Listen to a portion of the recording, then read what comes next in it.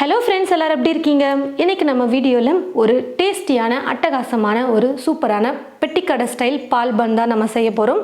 கண்டிப்பாக எல்லாரும் ட்ரை பண்ணக்கூடிய அளவுக்கு ரொம்பவே ஈஸியான ஒரு ஸ்நாக்காக தான் இருக்கும். வாங்க இப்போ பால் பன் எப்படி செய்கிறதுன்னு பார்க்கலாம். மாவு பிசையறதுக்கு ஒரு பவுல் எடுத்துக்கிட்டு இந்த பவுலில் ஒரு கப் அளவுக்கு மைதா மாவு சேர்த்துக்கிறேன். நான் எடுத்துருக்கிற கப்போட சைஸ் வந்து பார்த்தீங்கன்னா 250 மில்லி கப் சைஸ். இந்த கப்பில் ஒரு கப் அளவுக்கு மைதா மாவை அளந்து சேர்த்துக்கிறேன்.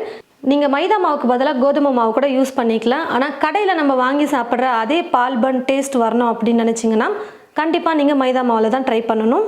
3 சிட்டிகை அளவுக்கு ஏலக்காய் தூள் சேர்த்துக்கிறேன். எப்போவுமே நம்ம எந்த ஒரு ஸ்வீட் செய்கிறதா இருந்தாலும் ஒரு சிட்டிகை அளவுக்கு உப்பு சேர்த்துட்டு செய்யலாம். இப்போ ஒரு பிஞ்ச் உப்பு சேர்த்துக்கிறேன். 1/4 டீஸ்பூன் அளவுக்கு சோடா உப்பு சேர்த்துக்கிறேன். பேக்கிங் சோடா 1/4 டீஸ்பூன் சேர்த்துக்கோங்க. இப்போ இது எல்லாத்தையும் சேர்த்து நல்லா கலந்து கொடுத்துட்டு இது கூடவே தயிர் வந்து சேர்த்துக்க போகிறேன். 1/4 கப் அளவுக்கு தயிர் வந்து சேர்த்துக்கோங்க, கரெக்டாக இருக்கும். கூடவே 2 டீஸ்பூன் அளவுக்கு நெய் சேர்த்துக்கிறேன். இப்போ எல்லாத்தையும் மாவோடு சேர்த்து நல்லா கலந்து கொடுத்துக்கிட்டு அதுக்கப்புறமா தண்ணி வந்து கொஞ்சம் கொஞ்சமாக சேர்த்து மாவு பிசைஞ்சிக்கலாம்.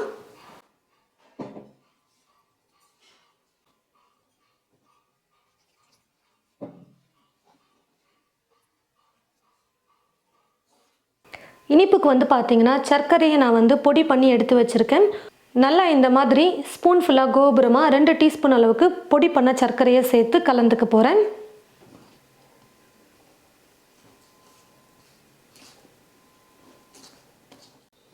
எல்லாத்தையும் இப்போ கலந்து கொடுத்தாச்சு. ஒரு பாத்திரத்தில் தண்ணி எடுத்துக்கிட்டு அந்த தண்ணியில் கையை நனைச்சிக்கோங்க.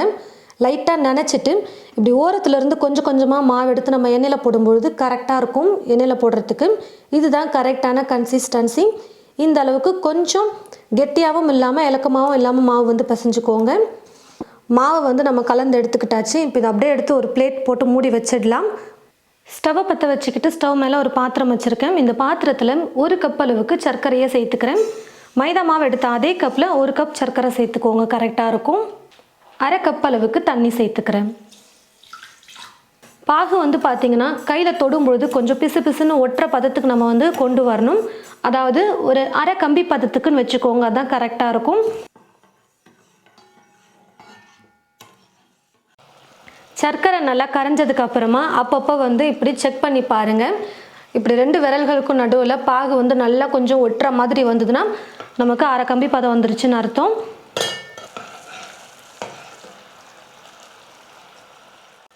பாருங்கள் ஃப்ரெண்ட்ஸ், இப்போ வந்து பார்த்தீங்கன்னா பாகை நான் தொடும்பொழுது நல்லா கையில் வந்து கொஞ்சம் பிசு பிசுன்னு ஒட்டுற மாதிரி வந்துருச்சு. ஒரு கம்பி மாதிரி லைன் வந்து ஃபார்ம் ஆகக்கூடாது, அது மட்டும் நீங்கள் பார்த்துக்கோங்க. அப்புறம் ஒரு கம்பி பதம் வந்துடும் கம்பி மாதிரி லைன் ஃபார்ம் ஆச்சுன்னா. இப்போ வந்து அரை கம்பி பதத்துக்கு வந்துருச்சு, நல்லாவே பிசு பிசுன்னு ஒட்டுது. வீடியோவில் பார்த்தா தெரியும், ரொம்ப கம்பி மாதிரி லைன் வந்து ஃபார்ம் ஆகலை. இதுதான் கரெக்டான கன்சிஸ்டன்சி. இப்போ நான் ஸ்டவ் ஆஃப் பண்ணிக்கிறேன். கடாயில் எண்ணெய் ஊற்றி வச்சுட்டேன். எண்ணெய் வந்து பார்த்தீங்கன்னா காஞ்சிருச்சா இல்லையான்னு சொல்லிட்டு கொஞ்சமாக மாவு எடுத்து இப்படி போட்டு பாருங்கள். மாவு போட்டதுமே மேலே வந்து எழும்பி வரணும். அப்படி வந்துச்சுன்னா எண்ணெய் நல்லா காஞ்சிருக்குன்னு அர்த்தம். அப்போ தான் நம்ம வந்து போடுற ஸ்நாக் வந்து நல்லா குண்டு குண்டாக எழும்பி வரும். தண்ணியில் லைட்டாக கையை நனைச்சிக்கிட்டு கொஞ்சம் கொஞ்சமாக மாவு எடுத்து எண்ணெயில் போட்டுக்கலாம். நான் வந்து பார்த்தீங்கன்னா மாவை சின்ன சின்னதாக கொஞ்சம் கொஞ்சமாக எடுத்து போட்டிருக்கேன் பாருங்கள். கொஞ்சம் சின்ன சின்ன உருண்டைகளாக இருக்கும். எண்ணெயில் இந்த மாதிரி கொஞ்சம் சின்ன சின்னதாக நம்ம போடும்பொழுது நல்லா வெந்து மேலேயும் கலர் வந்திருக்கும், உள்ளேயும் மாவு வந்து நல்லா வெந்து வந்திருக்கும். அதுக்காக நான் வந்து கொஞ்சம் கொஞ்சம் மாவாக எடுத்து போட்டுக்கிட்டேன். நீங்கள் நல்லா பெரிய பெரிய உருண்டைகளாக வேணும்னாலும் நீங்கள் நல்லா பெருசாக செஞ்சுக்கலாம்.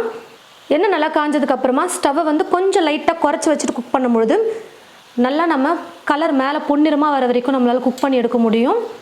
தீ ஃபுல்லாக வைக்கும் போது மேலே சீக்கிரம் கலர் வந்துடும், ஆனால் உள்ளே வேகாமல் கூட இருக்கலாம், மாவு பச்சையாகவே இருக்கும். அதனால் கொஞ்சம் லைட்டாக குறைச்சி வச்சுட்டு குக் பண்ணிக்கோங்க.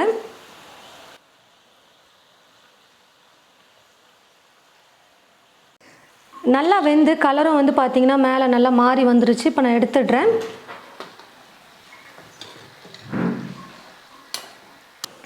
நம்ம எண்ணெயிலேருந்து பொரிச்சதுமே சூடாக வந்து போட்டோம்னா நல்லா ஈஸியாக சக்கரை பாகு வந்து அப்சர்வ் பண்ணிக்கும் ஸ்நாக்கில். உங்களுக்கு ஸ்வீட் எந்த அளவுக்கு வேணுமோ அதுக்கேற்றது போல் நீங்கள் எவ்வளோ நேரம் ஊற வைக்கணுமோ ஊற வச்சுக்கோங்க. பாகில் வந்து 2 நிமிஷம் இல்லை 1 நிமிஷம் இல்லை 3 நிமிஷம் கூட நீங்கள் ஊற வைக்கலாம். அதுக்கு மேலே ரொம்ப ஊற வைக்க வேணாம். நான் வந்து 2 நிமிஷம் மட்டும் நான் வந்து ஊற வச்சுக்கிட்டேன். போதும், ஓரளவுக்கு ஸ்வீட் இருந்தால் கரெக்டாக இருக்கும். 2 நிமிஷத்துக்கே நம்ம சூடாக போட்டிருக்கிறதுனால நல்லாவே அப்சர்வ் ஆகிருக்கும். இப்போ நான் எடுத்துடுறேன். ஜீரா இல்லாமல் வெறும் பன்னை மட்டும் நம்ம தனியாக எடுத்து வச்சுக்கலாம். லைட்டாக ஸ்வீட் இருந்தால் போதும் அப்படின்னு நினச்சிங்கன்னா நீங்கள் 1 நிமிஷம் போதும், நீங்கள் ஊற வச்சது டக்குன்னு எடுத்துருங்க. பாருங்கள் ஃப்ரெண்ட்ஸ், நல்லா டேஸ்டியாக நம்ம வந்து பால் பன் ரெடி பண்ணியாச்சு. இது வந்து பார்த்திங்கன்னா நம்ம சின்ன வயசுலலாம் கண்டிப்பாக நம்ம பெட்டி கடையில் வாங்கி சாப்பிட்ருப்போம். ரொம்பவே ஃபேமஸான ஒரு ஸ்நாக் இதுன்னு சொல்லலாம். ரொம்ப சூப்பராக இருக்கும். நம்ம கடையில் வாங்கி சாப்பிட்றது வந்து பார்த்திங்கன்னா மைதா மாவில் செஞ்சுருப்பாங்க. நானும் அதனால் இன்றைக்கி மைதா மாவில் செஞ்சு காமிச்சிருக்கேன். உங்களுக்கு மைதா பிடிக்கலைன்னா நீங்கள் வந்து கோதுமை மாவு கூட ட்ரை பண்ணி பார்க்கலாம். நீங்கள் உங்கள் வீட்டில் கண்டிப்பாக ட்ரை பண்ணி பாருங்கள்.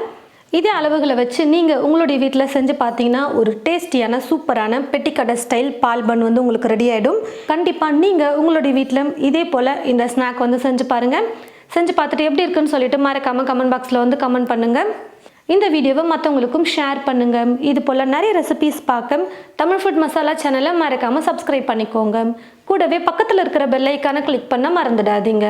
தேங்க்யூ.